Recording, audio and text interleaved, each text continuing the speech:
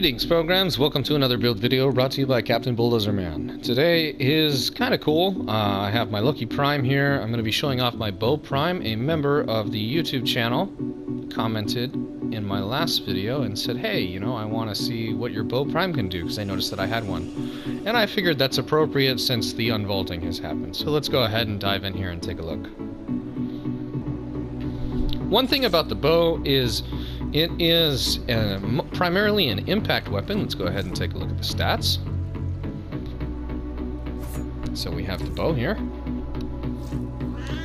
Note that mine does have a riven, but I'm just going to be showing it off since someone asked. So we have 21.8 puncture, 0 slash, that's kind of sad, 196.2 impact, and viral at 357. Part of that is due to the riven here. It has a 20% critical chance. It has a 7.0 multiplier, thanks to the riven, which is really nice. The status chance is 40% currently. And it's, I have it as a hybrid build. I have a condition overload and a blood rush in it. So it's going to benefit from the 20% crit with the blood rush. And the condition overload is really going to drive up. The status chance on the weapon is decent enough, so when all the elements proc, and also if you add other elemental procs from maybe a secondary weapon, primary weapon, or abilities, you're also going to take this weapon to pretty crazy heights. Now, the 7.0 multiplier definitely shines when you do that. And I'm using one of my favorite stances in the game. Some people really don't like Clashing Forest, but what it does is it allows for single opponent attacks. This twirl attack is devastating and builds combo multiplier very fast, and then its alternate attack allows you to really traverse a whole map. You know, you can close the gap on enemies very well by using the alternate attack. So you have a single target, and then you have a kind of smack your way through crowds of usage on this stance. I love it. It's really, really good on my Kiwar polearm that I have too. So let's go ahead and see what we have here. 145 corrupted heavy gunners, bombards. We're going to have invincibility. I will unpause them so I'm not getting any extra stealth kills or assassinations, because those are fun and all, but I just want to show you guys how the weapon does shine. So let's go ahead and take a look at what it can do.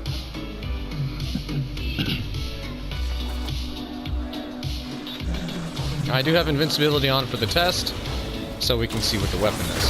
So this is without adding anything. This is just kind of smacking the enemies.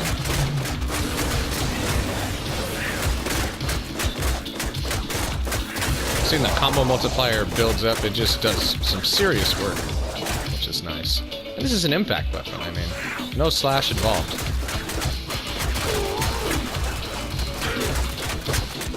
Note that I do have my Kavat with me, so that's going to kind of skew its critical and take away armor on some of the opponents. So it just tears through things, which is pretty cool. Of course, with the help of the Kavat. Let's simulate this again, but add in, I have, here, let's show you guys. I have my Zakti with me here. The Zakti is the best friend of any condition overload build. So I have my elementals on here, a little bit of extra multi-shot. I'm trying to boost a certain type, so it's going to have gas, blast, corrosive, impact, and puncture. So it's going to add the corrosive, the blast, and the gas. Those are 3 extra elemental procs that is going to drive the bow to do more damage. So each of those is going to be a 60% increase to damage with condition overload. Let's see what that does. For fun, let's just go ahead and take the Kavat off, because I don't want it to skew the results any more than it has. But, you know, in all fairness, I would be running with the Kavat almost at all times. There's very few instances where I use Sentinel nowadays. So let's see how this does.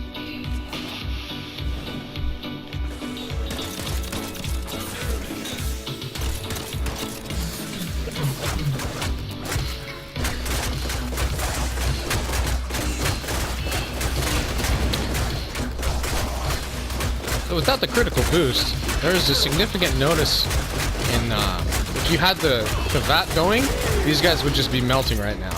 But because it's not driving that critical chance up to where it's going to have red crits early on, it'll still do okay. And there's another way to show this that this weapon does really good damage, but, you know, that's involving Warframe modifiers, like a Trinity or an Oberon to take away armor. I'll demonstrate that as well.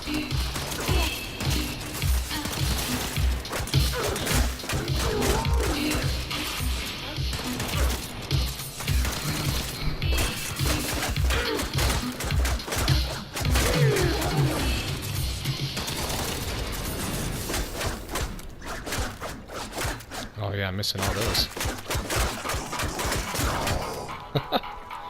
So there's that. We'll go ahead and take this up to the next level. So we'll put the Gavat back on. And we'll go ahead and use a Trinity for armor removal.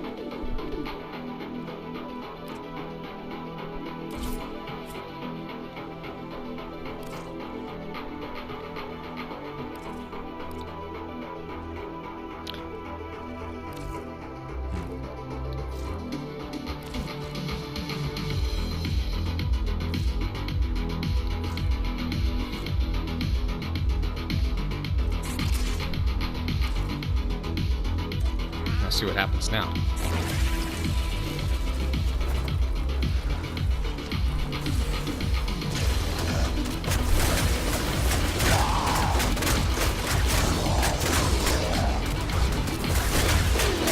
So you can see that by removing armor, you will just absolutely make things disappear.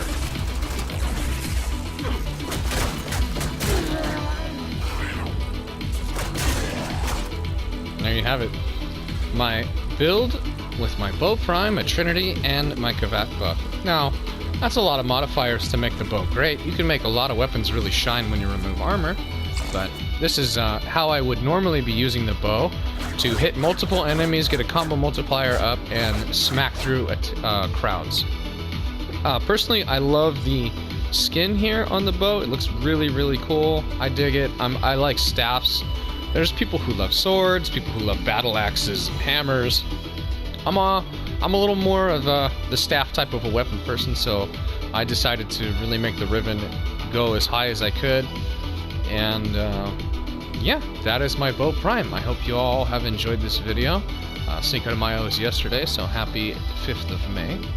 And I'll see you guys next time. Take care.